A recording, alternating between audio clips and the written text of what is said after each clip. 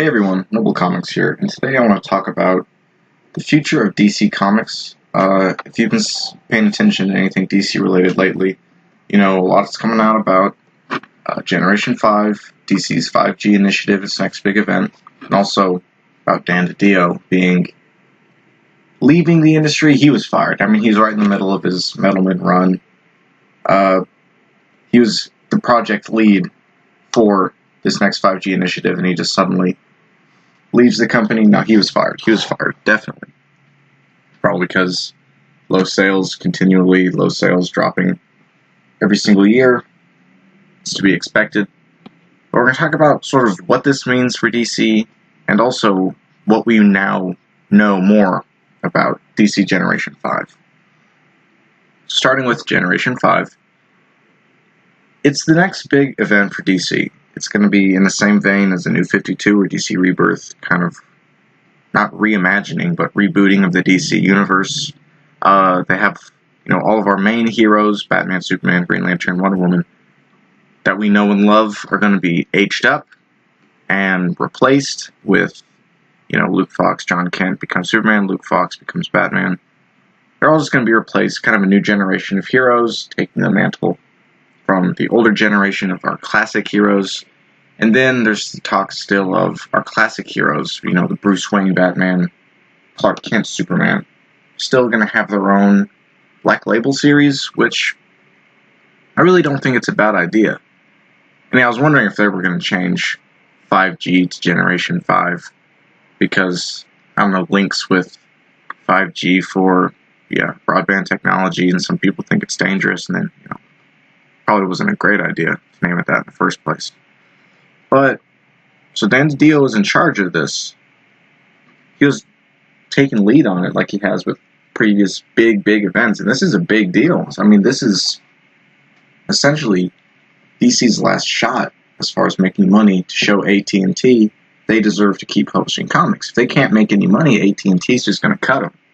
Either that means stop publishing comics, or it means licensing out characters to other publishers.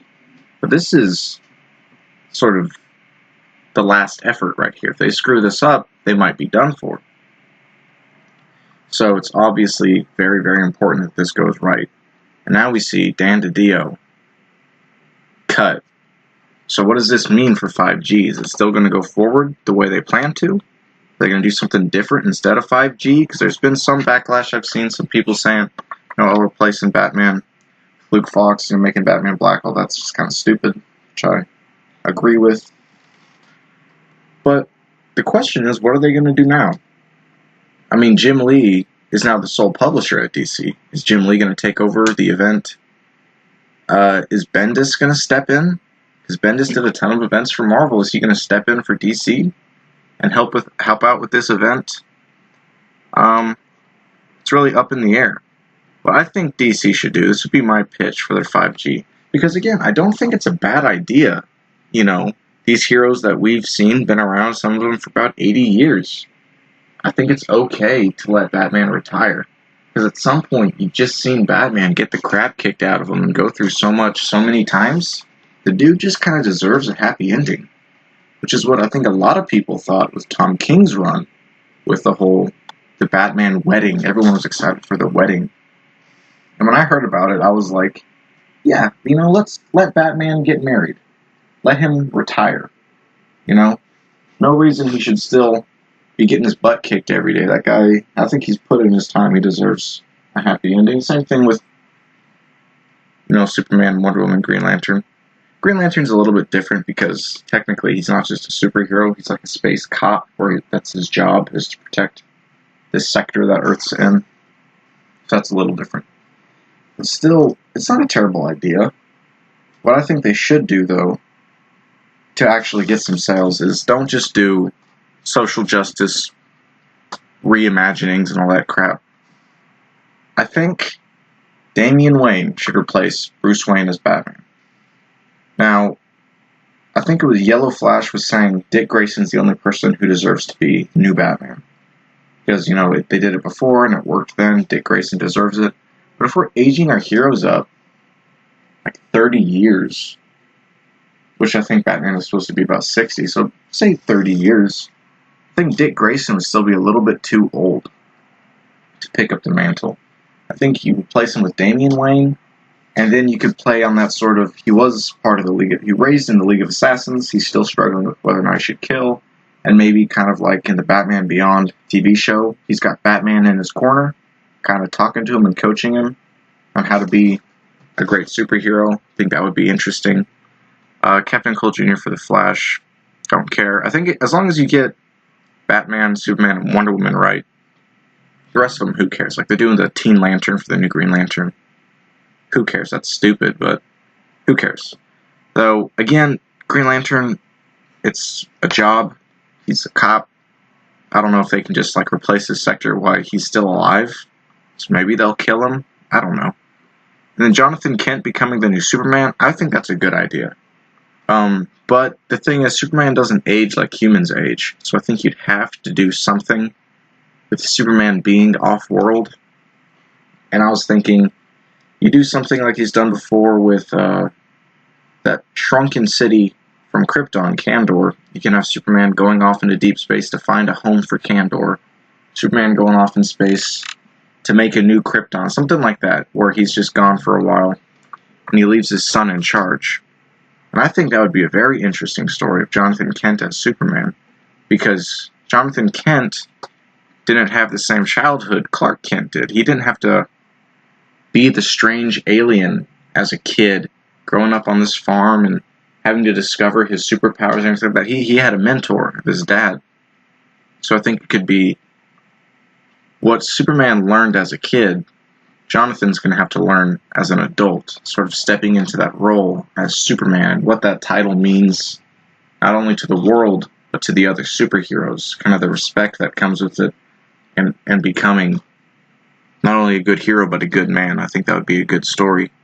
So there's a lot you could do, for sure. I mean, switching up the heroes is always risky.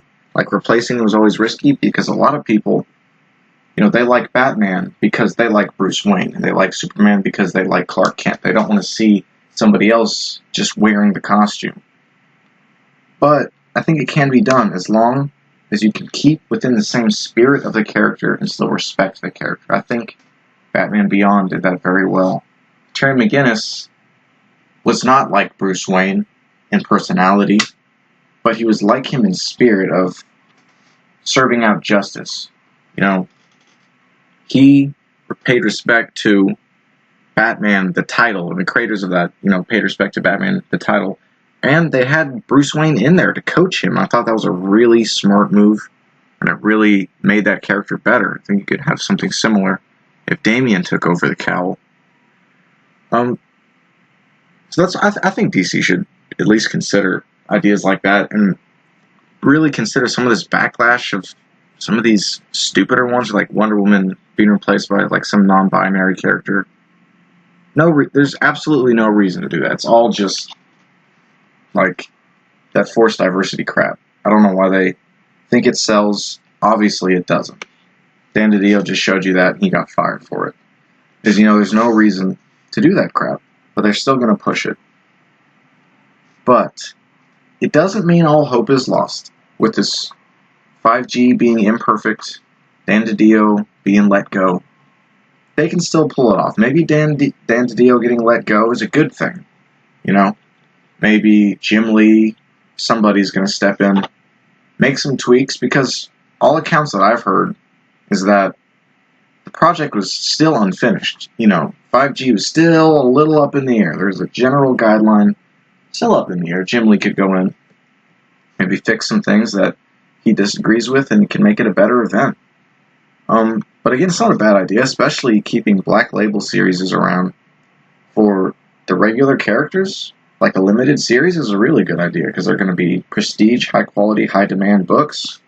Then you have your regular line for newer fans, obviously, and older fans can hopefully be won over by these new characters, which is not impossible. And then talk about, this is from The Beat, it was talking about, this is Generation 5. Well, DC's going to do books for the first 4 generations. So we've got, where's Generation 1? Generation 1, Age of Mysteries. Generation 2, Age of the Metahuman. 3, Age of Crisis. 4, Age of Rebirth. 5, Age of Tomorrow, which is what we're going to be moving into. Now, they pointed out some things that are going to be explored within the first 4 generation books, and I definitely think some of them are interesting as well. The previously undocumented Big Bang of the Age of Mysteries, don't care. Don't care. I think the real reason behind the Justice Society of America's retirement, which Golden Age hero will become history's greatest villain, what contentious alliance kept the Wayne family dynasty alive after Thomas and Martha's death. I think these 3 are very interesting.